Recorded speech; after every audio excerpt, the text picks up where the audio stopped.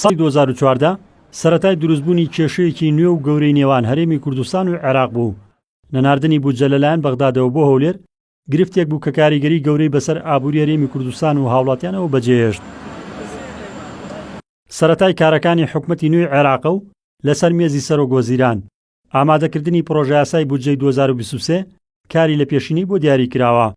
بەڵام تا ئێساش ڕوون نییە ئاخۆ دانوستان و ڕێکەوتنەکانی کورد لەسەر ئەو پرسە چۆنە. ئەندامێکی خولی پێشووی ئەنجومەنی نوێنەرانی عێراق ئاشکرای دەکات بەپێی سەرژمێرەکانی 10 ساڵی ڕابردوو پێویستە پشکی کورد لە 12% زیاد بکرێت بۆ 14%. ئەوە چەند ساڵێکە ئەم کێشمە بەردەوام بێ بە تایبەتی لە هەرێمی کوردستانە تا ئێستا لە 2013 کەوە کاتە نزیکەی 10 ساڵ هەرێمی کوردستان بودجەی نەبوو بۆیە لە غیابی بودجە واتە غیابی شەفافیت لە وڵاتە. هەرێمی کوردستان یا ئەندام پەرلەمانەکان و ستافی وەزاری نوێنەرانی کورد لە بەغدا ضرورە یەکەم حاڵت کە ڕاستی بکەنەوە بریتە لەو ڕێژەیەکەوە بە ناحەق کراوە بە 12.67 لە کاتێکا ڕێژەی لە ساحەفە لەو پێشجێگیر کراوە بەپێی اتفاقێکی سیاسی. بسم الله الرحمن الرحیم. بەشێکی تر لە ئەندامانی خولی پێشووی ئەنجومەنی نوێنەرانی عێراق پێیان وایە لایەنە کوردیەکان لە سەروی هەموویانەوەیەکێتی و پارتی لە بەغداد هێندەی شەڕی بەدەزێنانی پۆست دەکەن نیو هێندە لە خەمی جێگیرکردنی بەشی کوردین لە بودجەی عێراق.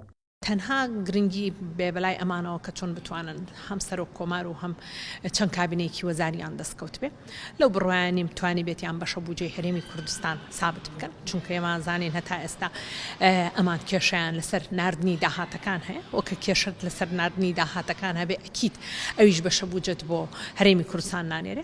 شارەزایانی ئابووریش دەڵێن ئابووری سەربەخۆ و ڕادەزنەکردنی داهاتەکانی هەرێم هۆکاری سەرەکی نەناردنی بودجە و زیادنەکردنی ڕێژەکەیەتی لەلایەن بەغدادەوە.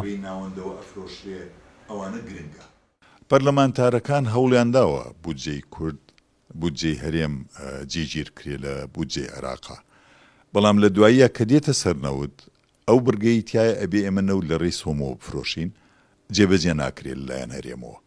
ئەمە کێشەی گەورە لێرە ئەمەیە یانی تا ئێستا کە ڕێککەوتن نییە و ئەو بڕیارەی دادگای فیدرالی لەسەر دەرچوو لەسەر ئەم کێشەیە کە ئێمە تا ئێستا نەوت لە ڕێی خۆمانەوە ئەفرۆشین. پێشتر بەشی کورد لە بودجەی عێراق 117 بوو دواتر لە ساڵی 2019 کەم کرایە بۆ 112.6 ساڵانەش بەهۆی نەناردنی بودجەوە دەیان جار وەفدی هەرێم سەردانی بەغداد دەکەن و سەرباری چەندین ڕێکەوتن لەسەر ئەو پرسە کەچی ڕێکەوتنەکان ناچنە بواری جێبەجێکردنەوە. ڕزگار جەبار کێنێن سلێمانی.